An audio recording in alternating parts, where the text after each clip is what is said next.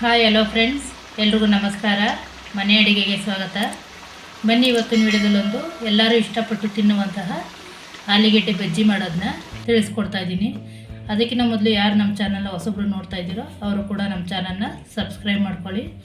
ಬನ್ನಿ, ಇದನ್ನು ಮಾಡುವ ವಿಧಾನ ಹೇಗೆ ಅಂತ ತಿಳ್ಕೊಳ್ಳೋಣ.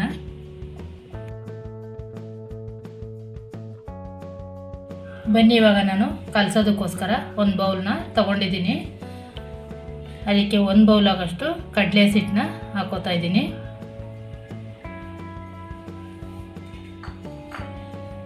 ನೀವು ಖಾರ ಜಾಸ್ತಿ ತಿನ್ನೋದಾದರೆ ಖಾರನೂ ಕೂಡ ನಾನು 1 ಟೇಬಲ್ ಸ್ಪೂನ್ ಆಗೋಷ್ಟು ತೊಗೊಂಡಿದ್ದೀನಿ. ನೀವು ಜಾಸ್ತಿ ಜನ ಇದ್ದು ಜಾಸ್ತಿ ಕೂಡ ತೊಗೋಬೋದು.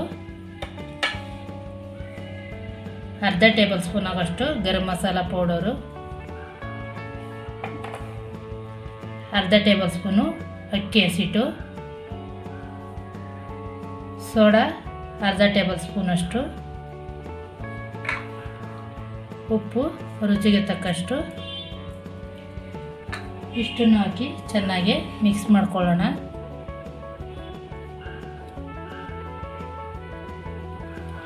ಈಗ ನೋಡಿ, ಎಲ್ಲನೂ ಮಿಕ್ಸ್ ಮಾಡ್ಕೊಂಡಿದ್ದೀನಿ.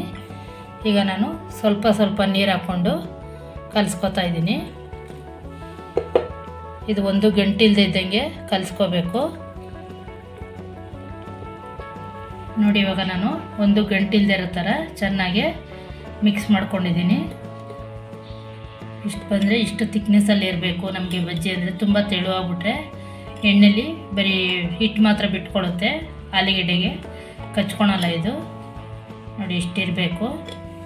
ಇದಾಗಿದೆ. ಈಗ ನೋಡಿ, ಈಗ ನಾನು ಒಂದು ಬಾಣಲಿನ ಕಾಯೋದಕ್ಕೆ ಇಟ್ಟಿದ್ದೀನಿ. ಬಜ್ಜಿ ಕರಿಯೋದಕ್ಕೆ ಎಷ್ಟು ಎಣ್ಣೆ ಬೇಕೋ ಅಷ್ಟನ್ನು ಮಾತ್ರ ಹಾಕೋತಾ ಇದ್ದೀನಿ. ನೀವು ಜಾಸ್ತಿ ಹಾಕ್ತೀನಿ ಅಂದರೆ ಜಾಸ್ತಿನೂ ಕೂಡ ಹಾಕ್ಕೋಬೋದು. ಎಣ್ಣೆ ಸ್ವಲ್ಪ ಬಿಸಿ ಆಗಲಿ. ನೋಡಿ, ಈಗ ಎಣ್ಣೆನೂ ಕೂಡ ಕಾಯಕ್ಕೆ ಇಟ್ಟಿದ್ದೀನಿ. ಎಣ್ಣೆ ಕೂಡ ಕಾದಿದೆ. ಈ ಕಡೆ ನಾನು ಈ ರೀತಿ ಶೇಪಲ್ಲಿ ಆಲೂಗೆಡ್ಡೆನ ಕಟ್ ಮಾಡಿ ಇಟ್ಕೊಂಡಿದ್ದೀನಿ. ನಮಗೆ ತುಂಬ ದೊಡ್ಡ ಆಲೂಗೆಡ್ಡೆ ಸಿಕ್ಕಿದ್ರೆ ಇನ್ನೂ ದೊಡ್ಡದಾಗಿ ತುಂಬ ಚೆನ್ನಾಗಿ ಬರುತ್ತೆ.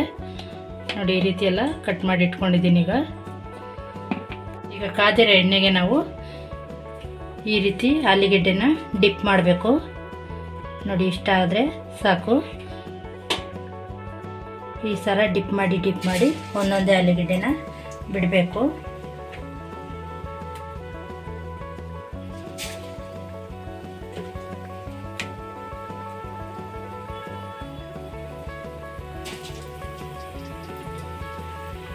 ನೋಡಿ, ಈಗ ಈ ರೀತಿ ಚೆನ್ನಾಗಿ ಬೆಂದು ಅದೇ ಮೇಲಕ್ಕೆ ಬರುತ್ತೆ. ನಾವು ಎಲ್ಲ ಐಟಮು ನೀಟಾಗಿ ಕರೆಕ್ಟಾಗಿ ಹಾಕಿದ್ರೆ ನಾವು ಎಣ್ಣೆಗೆ ಬಿಡ್ತಿದ್ದಂಗೆ ಕೂಡ ಮೇಲಕ್ಕೆ ಎದೊಳುತ್ತೆ, ಕಚ್ಕೊಳಲ್ಲ ಬಾಂಡಿಗೆಲ್ಲ.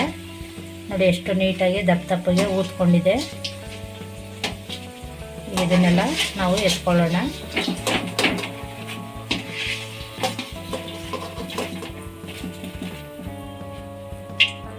ಮತ್ತು ಇನ್ನು ಉಳಿದಿರೋ ಆಲೂಗೆಡ್ಡೆನೂ ಕೂಡ ಇದೇ ರೀತಿ ಎಣ್ಣೆಗೆ ಹಾಕ್ಕೊಳ್ಳೋಣ.